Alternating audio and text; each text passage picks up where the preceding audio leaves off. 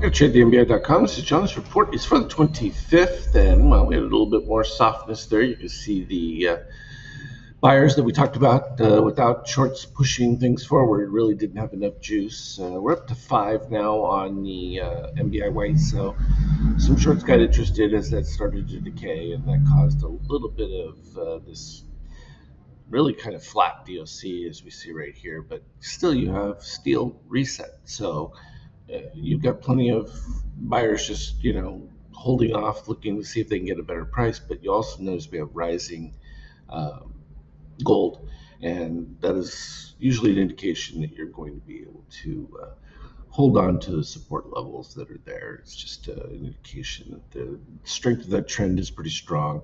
From an NQ standpoint, touching the 76, popping back up from it from there, and likewise a little bit behind, but so starting to even out from a reading standpoint, and the slight DOC spread there reflective of the crossover event. So no shock with any of those details.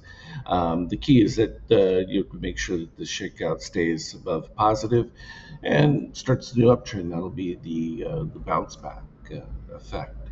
And we'll see it intraday. It will be pretty clear. Treasury still doing absolutely nothing. Fed is just absentee at this particular point.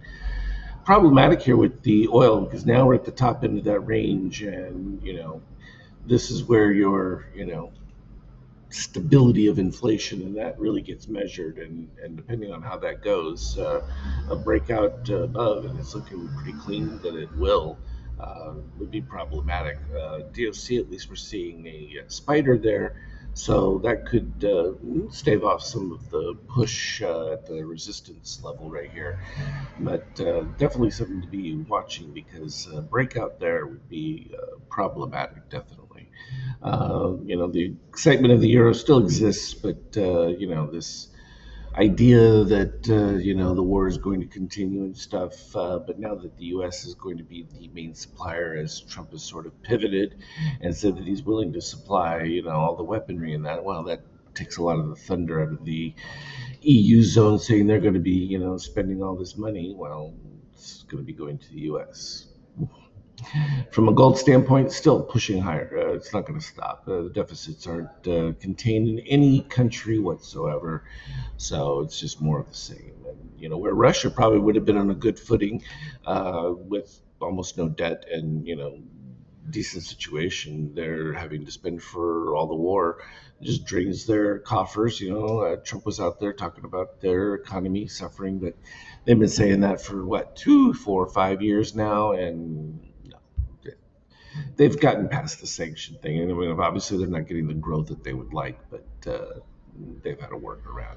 And Europe's still buying their oil, and Trump's not wrong on that. But at the end of the day, whether it's getting pushed through third parties, whatever, they're still making the sales. And and called him a paper tiger. About that. That seemed a bit of a stretch, given the fact that they're taking territory and moving on the ground, and that's that. Now, warfare clearly has changed, as we've seen with the whole drone thing, but they're the ones with the more experience in the situation now than anyone else.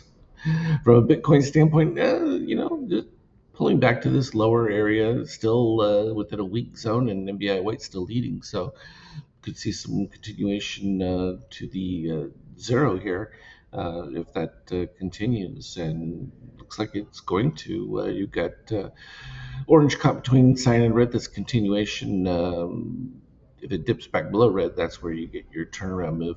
Still tends to be more on the support bullish side, because you haven't dipped below the red line in any of this, so it's just normal back and forth and relatively trading with the market, where the market moves from the Nasdaq and that. You've seen the ETH and BTC have followed pretty closely, getting close to filling that positive extreme here for ETH, which we had talked about from before, and it's just a slight move below the 50% level.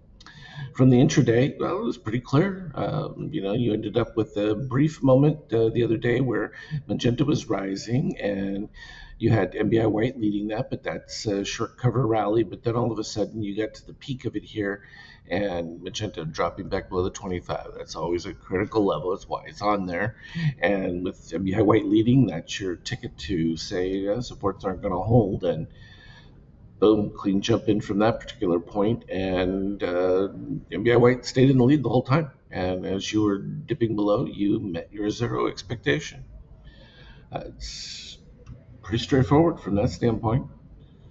No objections. What it looked like from a tiny frame, 5 minute range, and it was just from the open. Tried to hold on, but then balancing that option book and leveling it out, so calls get wiped out. Puts who got jumped back into things. We'll see how they're going to do because you had a late day rally, which takes the GM off there, particularly this late in the week. And we're right at the zero line. So any push up is just going to take out any of that. And they end up with a beautiful week where they've balanced everything. And that's how they've been doing it for, well, quite some time now. And so it's all pretty clean stuff. And very pleased with the readings. Everything is on tap with the adjustments made to the algorithm, so we're looking good. As always, anything relevant, I'll put it on our team chat. Have a good one. Trade well.